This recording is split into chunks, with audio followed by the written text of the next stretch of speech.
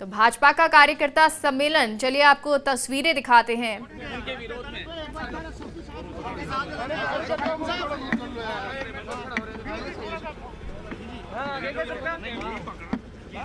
जयपुर से ये तस्वीरें आप देख रहे हैं। बीजेपी प्रदेश अध्यक्ष सतीश पूनिया शिरकत कर रहे हैं भाजपा का कार्यकर्ता सम्मेलन, जिस दौरान क्या कुछ कह रहे हैं सतीश पूनिया। राजस्थान गवर्नमेंट ने पीडी खातों में पीडी खातों में खोलने के लिए जो आदेश निकाला है, उसके विरोध में पूरा राजस्थान के सरपंच ज्ञापन दे रहे हैं। विजयी आगाज की कामना करने के लिए जा रहे हैं आप, सालासर बालाजी के दर्शन करेंगे, कार्यकर्ताओं को संबोधित करेंगे, तो आपके उद्गार क्या होंगे वहाँ? मैंने कहा ना कि मैं कोरोना के संक्रमण से ठीक होके पहली बार पार्टी के किसी अभियान में जा रहा हूँ। मेरे लिए चिकित्सकों ने जो सेवा की दवाओं के साथ, लेकिन मेरे साथ राजस्थान की जनता और कार्यकर्ताओं की दुआएं थी और उनके दुआओं में दम था।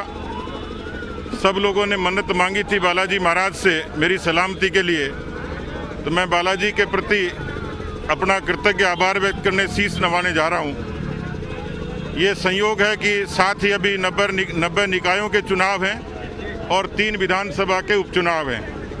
संयोग से सुजानगढ़ विधानसभा का उपचुनाव भी है, तो ये एक सुखद संयोग है कि मैं अपनी सलामती की दुआ के साथ साथ भारतीय जनता पार्टी के अंत्योदय और राष्ट्रवाद की प्रेरणा से हम सब लोग राजस्थान में संगठन के साथ साथ राजनीतिक अपनी ताकत का भी इजाफा करें, और इसलिए आज ये शुरुआत है।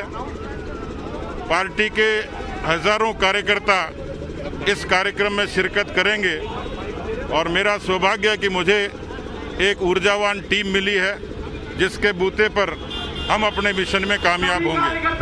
आने वाले समय में विधानसभा चुनाव तक इस उत्साह को कैसे बरकरार रखेंगे, क्योंकि चुनाव से ज्यादा आपका 2022 का भी लक्ष्य होगा।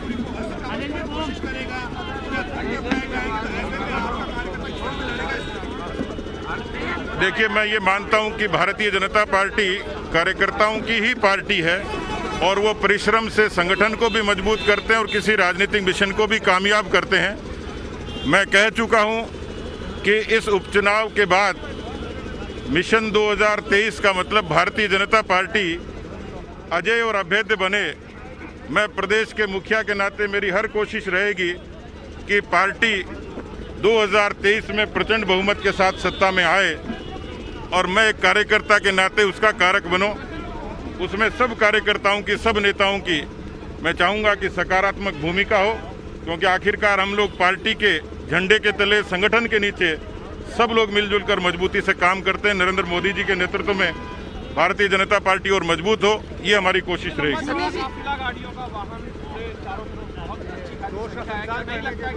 इनमें से देखिए, इसको लोग शक्ति प्रदर्शन कहें या कुछ भी कहें, लेकिन ये कार्यकर्ताओं की उदात्त भावना है कि इसमें से सैकड़ों लोग ऐसे हैं जिन्होंने मेरे लिए मन्नत मांगी थी। ये उन्हीं की इच्छा थी और मैं उन्हीं की इच्छा को सर्वोपरि मानते हुए आज मैंने ये अभियान की शुरुआत की है। आप बालाजी के दर्शन करने जा रहे हैं, किसके नेतृत्व में, किसके चेहरे को आगे रख के चुनाव लड़े जाएंगे? देखिए, पार्टी का कमल का फूल सबसे सुंदर और सबसे संदेश देने वाला एक ताकत का फूल है, चुनाव चिन्ह है।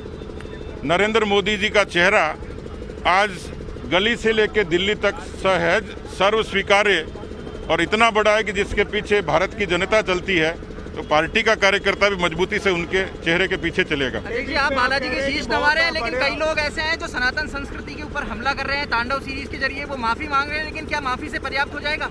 देखिए, सिलसिला अब रुकना चाहिए। तस्वीरों के जरिए भी भारत के हिंदू देवी देवताओं का अपमान अनेकों बार किया गया है, फिल्मों के जरिए भी किया गया है, और इसलिए हमने गुजारिश की है कि अभी ये सिलसिला बंद होना चाहिए। जो दोषी लोग हैं उनको निश्चित रूप से प्रताड़ित करना चाहिए। उनकी गिरफ्तारी और बैन जैसी कोई बात होनी चाहिए। जिनको टिकट नहीं मिला वो खड़े हैं, आज उनके नामांकन वापस लेने की अंतिम तारीख है, तो क्या यदि खड़े रहेंगे तो पार्टी वही काम करेगी जो अनुशासन के दायरे में रहेगा? देखिए, छोटे चुनाव में महत्वाकांक्षाएं बहुत होती हैं, लेकिन फिर भी जो मेरी जानकारी में है कि लगभग 90-95% हमारे जो इस तरीके के लोग थे उन्होंने अपने आप को विड्रॉ किया।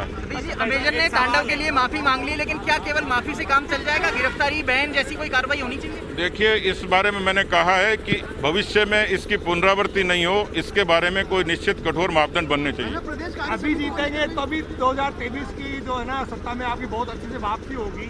ये 3 सीटें बहुत महत्वपूर्ण है आपके लिए, आपके कार्यकर्ताओं के लिए, आपकी पार्टी के लिए। और आरएलपी कितना दमखम लगाना पड़ेगा आपको? देखिए, पहली एज तो ये है कि 2 साल में कांग्रेस ने हमारा काम आसान किया है, उनके खिलाफ बहुत सारे मुद्दे, एंटी इनकम्बेंसी है।